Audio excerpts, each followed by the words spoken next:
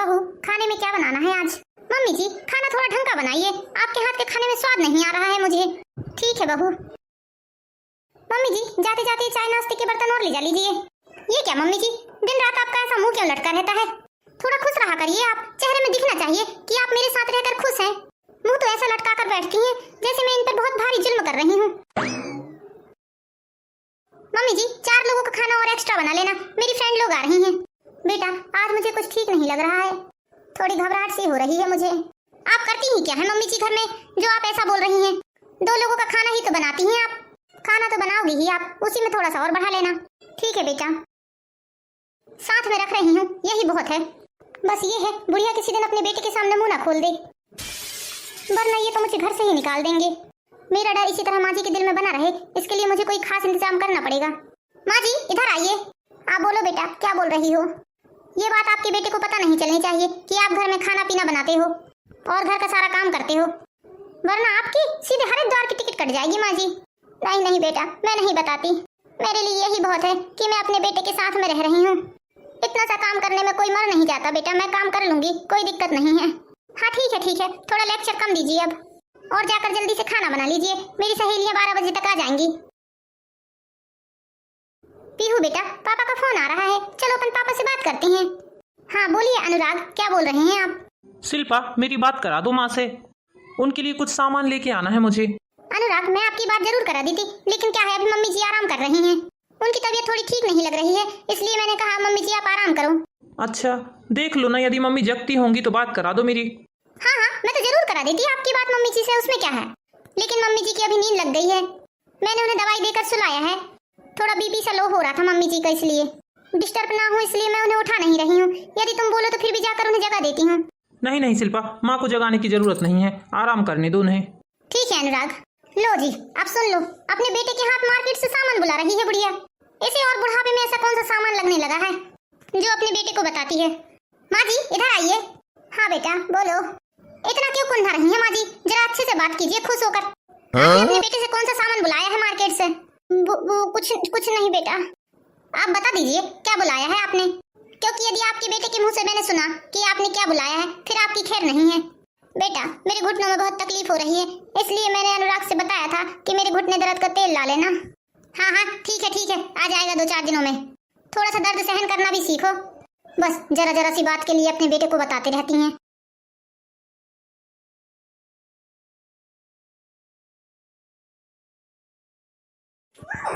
यार शिल्पा, खाना खा के तो मजा ही आ गया। हाँ यार, खाना में तो मजा ही आ गया। तुमने सेफ रखा है क्या शिल्पा? नहीं, मेरी काम वाली बाई है ना, वो सारा काम करती है। ओहो, खाना भी वही बनाती है? हाँ यार, खाना पीना झाड़ू पोछा बर्तन सभी वही करती हैं। अच्छा, आजकल ऐसे काम वाली मिलती कहाँ है? मुझे भी ऐसी काम वाली की बहुत जरूरत है शिल्पा। क्या तुम्हारे घर की काम वाली बाई मेरे घर भी काम कर सकती है शिल्पा? हाँ क्यों नहीं। जब इतना काम करती है तो पगार भी अच्छी खासी लेती होगी बाई तो। नहीं, कुछ खास नहीं लेती है। जो हमारे घर की काम वाली बाई है ना, वो बुजुर्ग है और उनका कोई भी सहारा नहीं है, बेसहारा है बेचारी, बेटा बेटी है नहीं उनके और पति पहले ही एक्सपायर हो गए हैं। तो हम ही लोग उनकी सारी देखभाल करते हैं। इस तरह मुझे भी थोड़ी हेल्प हो जाती है और उनको भी रहने के लिए आसरा मिल गया। हाँ यार, अच्छी बात है ये तो। हाँ मुझे तो बहुत हेल्प हो जाती है। अब मैं छोटी सी बच्ची के साथ इतने बड़े घर का काम कैसे कर सकती हूँ? हाँ यार, सही बात है। वैसे भी आजकल बच्चों को संभालना कितना कठिन है। हाँ ना, वही तो। हमें मिलवा दो ना तुम्हारी काम वाली बाई से, हम उनसे बात कर लेंगे। वो क्या है, थोड़ा आराम कर रही हैं, आज बाई की तबीयत ठीक नहीं है।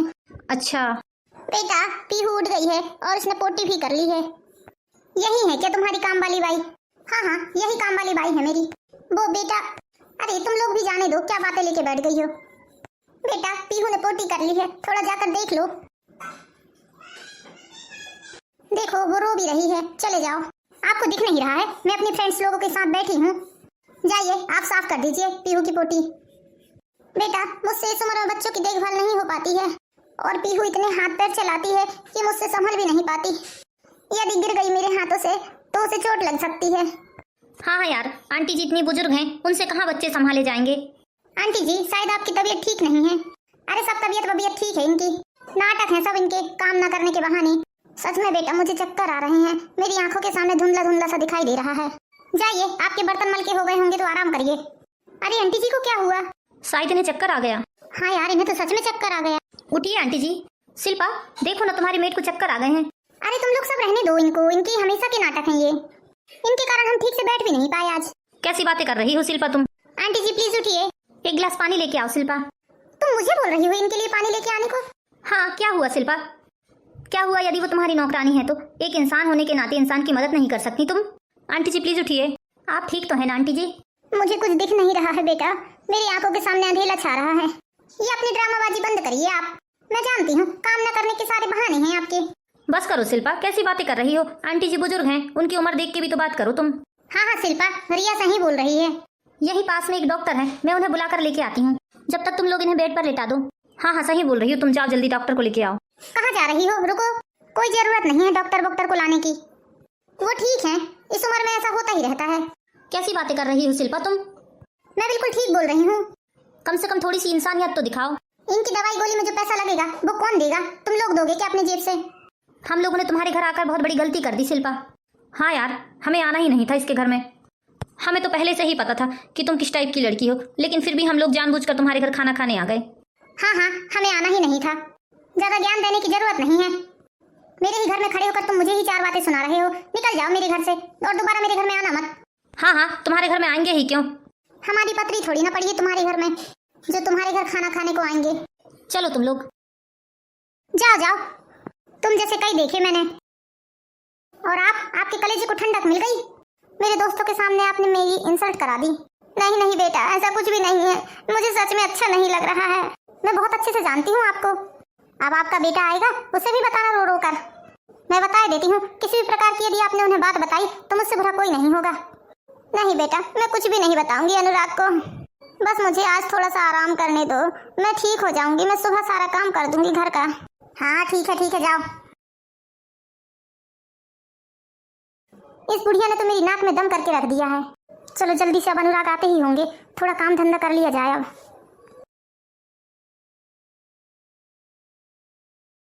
माँ क्या हुआ आपको? कुछ नहीं बेटा, थोड़ा चक्कर सा आ रहा है मुझे। चलिए माँ, हम डॉक्टर के पास चलते हैं। नहीं नहीं बेटा, मैं आराम करूंगी तो ठीक हो जाऊंगी। माँ आप बात क्यों नहीं मानते हैं? चलिए उठिए। नहीं बेटा रहने दे, इतनी रात को तू कहाँ मुझे डॉक्टर के पास लेकर जाएगा? देखिए ना अनुराग, मम्मी जी मेरी बात नहीं मानती है बिल्कुल भी। सुबह से मैं मम्मी जी के पीछे लगी हूँ, मम्मी जी डॉक्टर के पास चलो, मम्मी जी डॉक्टर के पास चलो, लेकिन मम्मी जी है कि सुनने का नाम ही नहीं लेती हैं। ये क्या सुन रहा हूँ माँ मैं? मम्मी जी मुझे अपनी बेटी जैसा नहीं मानती हैं, लेकिन मैं तो उन्हें माँ से बढ़कर मानती हूँ। अरे बेटा कुछ नहीं होता, मैं ऐसे ही ठीक हो जाऊंगी। माँ इतनी जिद करना अच्छी बात नहीं है। तू जा बेटा, खाना पीना खा ले, इतनी रात हो गई है। थका मांदा आया है तू भी ऑफिस से। अरे माँ मेरी छोड़िए आप, पहले आप डॉक्टर के पास चलिए। देखा देखा, ऐसे ही मेरी बात नहीं मानती है माँ जी। और मैं माँ जी को घर के काम करने के लिए भी मना करती हूँ, लेकिन माँ जी है कि मानने का नाम ही नहीं लेती। अब तुम ही बताओ अनुराग, यदि माँ जी को किसी ने झाड़ू लगाते या बर्तन मांजते देख लिया तो लोग क्या कहेंगे? लोग तो मुझे ही नाम रखेंगे ना कि कैसी बहू है, अपनी सास से झाड़ू बर्तन करवाती है। माँ आप क्यों घर के काम करती हो? शिल्पा सही तो बोल रही है ना। अब ये उम्र थोड़ी ना है तुम्हारी घर के काम करने की। शिल्पा है ना, वो घर का सारा काम कर लेगी। आप तो बस अपनी पोती के साथ मजे से रहो। हाँ हाँ बेटा, क्यों नहीं। मम्मी जी एक बात साफ साफ सुन लीजिए आप कान खोलकर, यदि आपने कल से किसी भी काम को हाथ लगाया तो मैं आपसे बात नहीं करूंगी। हाँ ठीक है बेटा, नहीं करूंगी। जाओ बेटा, तुम मेरे लिए परेशान मत हो, जाकर खाना खा लो। ऐसा नहीं है माँ, परेशान होने वाली क्या बात है इसमें? जब बचपन में ही पापा गुजर गए थे तब आपने माँ और पापा का पूरा प्यार दिया है मुझे, और कभी भी पापा की कमी महसूस नहीं होने दी है। सारी ज़रूरतों को आपने पूरा किया है मेरी, और जब आज आपको मेरी ज़रूरत है तो मैं आपको अकेला कैसे छोड़ सकता हूँ माँ? चलिए आप भी हमारे साथ खाना खाइए पहले। नहीं बेटा, मेरी हिम्मत नहीं हो रही है उठने की। हाँ तो ठीक है, मैं यही खाना बुलवा लेता हूँ। जाओ शिल्पा, हमारे लिए और माँ के लिए यही खाना लेके आओ। आज हम माँ के साथ यही खाना खाएंगे। हाँ हाँ जी, ये तो बहुत अच्छी बात कही है आपने। मैं अभी खाना लेकर आती हूँ। लाइए माँ, मैं आपके पैर दाब देता हूँ जब तक। अरे रहने दे बेटा। रहने दे की क्या बात है माँ, इसमें मेरा फर्ज है आपकी सेवा करना। बड़ी सेवा करने वाले बने हैं। मन तो ऐसा कर रहा है मेरा कि गला ही घोट दूं इस बुढ़िया का, लेकिन ऐसा कर नहीं सकती मैं। सोच ही सकती हूँ मैं बस। हे भगवान, क्या परेशानी है। अब मुझे इनके लिए खाना लगाना पड़ेगा।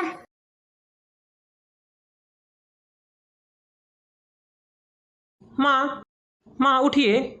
हाँ बेटा। माँ आपकी तबीयत ठीक है ना? हाँ बेटा, थोड़ा सा ठीक लग रहा है मुझे आज। माँ इतनी सुबह तो डॉक्टर का क्लिनिक खुला नहीं होगा। आप शिल्पा के साथ 10 बजे क्लिनिक चले जाइएगा डॉक्टर के पास। हाँ बेटा चले जाऊंगी। और खबरदार माँ, जो आपने घर के एक भी काम को हाथ लगाया तो यदि मुझे पता चला तो मैं आपसे नाराज हो जाऊंगा और बात भी नहीं करूंगा। पहले आपने जो भी काम किया माँ, आपकी मजबूरी थी। अब आपके आराम के दिन हैं, अब आप आराम कीजिए। आपने बहुत काम किया अपनी ज़िंदगी में। मुझे पालने पोसने के लिए आपने कितनी मेहनत की है माँ। अब आपका बेटा इस लायक हो गया है माँ कि आपको एक सुखी ज़िंदगी दे सके। हाँ मेरा बेटा। ठीक है माँ, मैं ऑफिस चलता हूँ। और माँ, मैं बार बार आपको बता रहा हूँ, आपको घर के एक भी काम करने की ज़रूरत नहीं है। ठीक है ना बेटा, मैं कोई भी काम नहीं करूंगी घर का। प्रणाम माँ। खुश रहे मेरा बेटा, खुश रहे। ठीक है माँ, तो मैं जा रहा हूँ। हाँ बेटा। डॉक्टर के यहाँ चले ही जाना आप शिल्पा के साथ। हाँ बेटा। अब मेरे बेटे को कौन बताए मेरी बहू की असलियत।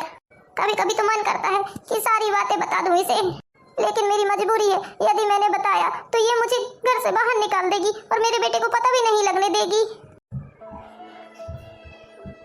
मैं कहाँ जाऊंगी, किसके सहारे रहूंगी? एक ही तो बेटा है मेरा और मैं अपने बेटे से दूर नहीं रह सकती। हर दुख सह लूंगी मैं, लेकिन अपने बच्चे से दूर होकर रहना मुझे बिल्कुल भी गवारा नहीं है। मौत ही मुझे मेरे बच्चे से दूर कर सकती है बस। मुझे किसी भी हाल में मेरे बेटे के साथ ही रहना है, चाहे अपनी बहू की बदतमीजी सहना पड़ेगा। कितने भी अत्याचार करे मेरी बहू, लेकिन मैं कभी अपने बेटे को खबर भी नहीं लगने दूंगी। चलिए चलिए, सुबह हो गई है, बहुत आराम कर लिया आपने कल से। उठकर घर के काम में लग जाइए। अब सारा काम पड़ा है घर का, झाड़ू पोछा बर्तन कौन करेगा? हाँ बेटा मैं करूंगी ना, मैं कर दूंगी सारा काम। हाँ तो चलिए अब ये ड्रामाबाजी बंद कीजिए। अब तो आपका बेटा भी चला गया है ऑफिस। ऐसी बहू किसी को मत देना भगवान, जैसी मुझे दी है आपने। ना जाने कौन से कर्मों की सजा है जो मैं आज भुगत रही हूँ। चलिए आ जाइए, अब यहाँ हाल में झाड़ू लगाइए। पहले थोड़ा अपनी कमर को झुकाकर झाड़ू लगाओ। आपकी कमर कोई टूट नहीं गई है जो आप जरा सा झुक नहीं सकते। इधर देखिए, सोफे के नीचे कितना कचरा है, थोड़ा सोफे के नीचे से कचरा निकालिए। जल्दी जल्दी झाड़ू लगाओ, आपको बर्तन भी मांजना है, खाना भी बनाना है, पूरे घर का काम पड़ा है आज। हाँ बेटा कर रही हूँ मैं। शिल्पा! अनुराग आप! माँ छोड़िए आप झाड़ू और चलकर वहाँ बैठिए। देखिए ना अनुराग, मैं मम्मी जी से कब से बोल रही हूँ मत लगाइए झाड़ू, मत लगाइए झाड़ू, लेकिन वो है कि मानती ही नहीं है। बस बहुत हुआ तुम्हारा, बंद करो ये फालतू की बकवास। वो तो बहुत अच्छा हुआ जो कल तुम्हारी सहेलियों ने रास्ते में मुझे सारी असलियत बता दी, लेकिन मुझे सारी चीज़ें अपनी आंखों से देखनी थी, इसलिए मैंने आज ऑफिस जाने का बहाना किया। मेरी भोली भाली माँ के ऊपर तुम इतने दिनों से ऐसा अत्याचार कर रही थी। कैसी औरत हो तुम, तुम्हें थोड़ी भी शर्म नहीं है? तुम जैसी औरत के साथ रहने से अच्छा मैं अपना अकेले जीवन व्यतीत कर सकता हूँ। तुम इतनी घटिया औरत निकलोगी मैंने कभी सोचा भी नहीं था। आप बिना सोचे समझे बहुत कुछ बोल रही हैं अनुराग मुझे। और क्या सोचना और समझना है, बताओ तुम कुछ है बोलने के लिए तुम्हारे पास? तुम जो इतने सालों से मेरी माँ के साथ अत्याचार करते आई हो ना, उन सब का हर जाना तुम्हें भुगतना ही पड़ेगा। बेटा मेरी बात तो सुन, तू बहू पर गुस्सा मत हो। बंद करिए अपनी फालतू की बकवास करना, बहुत अच्छे से जानती हूँ मैं आपको। शिल्पा! हाँ उठाइए, हाथ उठाइए। क्यों नहीं उठा रहे हैं? क्यों हाथ पीछे खींच लिया आपने? देखा आज आपके बेटे ने आपके कारण आज मेरे ऊपर हाथ उठाया है। अभी तो सिर्फ मैंने तुम्हारे ऊपर हाथ उठाया है, मारा नहीं है। और यदि एक बार और तुमने मेरी माँ से इस तरह से बात की ना, तो मैं सच में भूल जाऊंगा कि तुम मेरी पत्नी हो। बेटा अनुराग बस करना, क्यों तू बिना बात के ही बखेड़ा खड़ा कर रहा है? नहीं माँ, आज आप शांत रहेंगी। इतने सालों से ये सब हो रहा था और आपने मुझे बताया भी नहीं। अत्याचार करने वाले से अत्याचार सहने वाला ज़्यादा दोषी होता है माँ। नहीं रहना है मुझे तुम जैसी औरत के साथ। जो औरत मेरी माँ की इज्जत ना करे उसकी मेरी नज़रों में कोई इज्जत नहीं है और ना ही मेरी ज़िंदगी में कोई जगह है उसकी। तुम निकल जाओ इस घर से, जाओ, तुम्हारी इस घर में कोई जगह नहीं है। नहीं नहीं अनुराग ऐसा मत कीजिए, हमारी छोटी सी बच्ची है, मैं अपनी बच्ची को लेके कहाँ जाऊंगी? वो तुम्हारी बच्ची नहीं मेरी बच्ची है, और मेरी बच्ची को मैं अकेले ही पाल लूंगा जैसे मेरी माँ ने मुझे अकेले ही पाला है। नहीं अनुराग प्लीज मुझे माफ कर दीजिए, मैं आपके बिना नहीं रह सकती, मैं मर जाऊंगी अनुराग। प्लीज अनुराग मैं आपसे हाथ जोड़कर माफी मांगती हूँ, मुझे माफ कर दीजिए। मैं आपसे बहुत प्यार करती हूँ, मैं आपके बिना नहीं रह सकती अनुराग। ये मगरमच्छ के आंसू किसी और के सामने बहाना, बहुत हुआ तुम्हारा ड्रामा और बहुत मैंने बर्दाश्त किया तुमको। मेरी नज़रों के सामने से दफ़ा हो जाओ और फिर कभी शक्ल मत दिखाना मुझे अपनी। मम्मी जी प्लीज आप मुझे माफ कर दीजिए, अनुराग को समझाइए। मम्मी जी आप बहुत अच्छी हैं, मैं जानती हूँ आप मुझे माफ कर दोगे।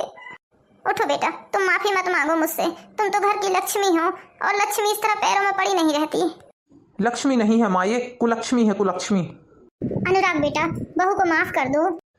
माँ, ये आप कह रही हैं? जिस औरत ने आपको कभी इंसान नहीं समझा और आप पर इतना अत्याचार किया, उसको आप माफ करने के लिए कह रही हैं मुझे?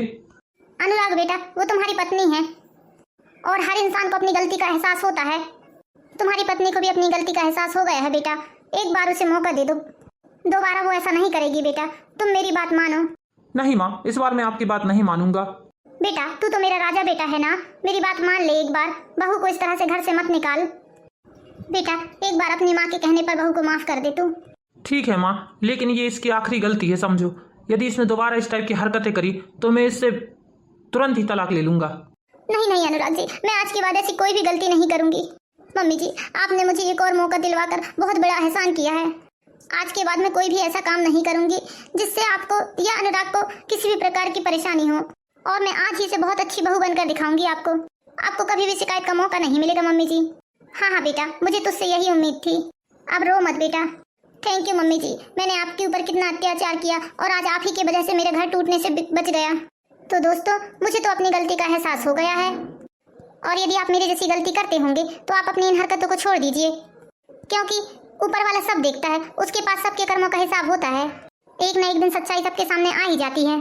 तो दोस्तों, यदि आपको हमारी स्टोरी पसंद आई हो तो इसी तरह की प्यारी प्यारी मोरल स्टोरीज देखने के लिए हमारे चैनल पर एंड ब्लॉग को लाइक कीजिए और चैनल को सब्सक्राइब कीजिए। मिलते हैं नेक्स्ट वीडियो में दोस्तों, जब तक के लिए बाय बाय।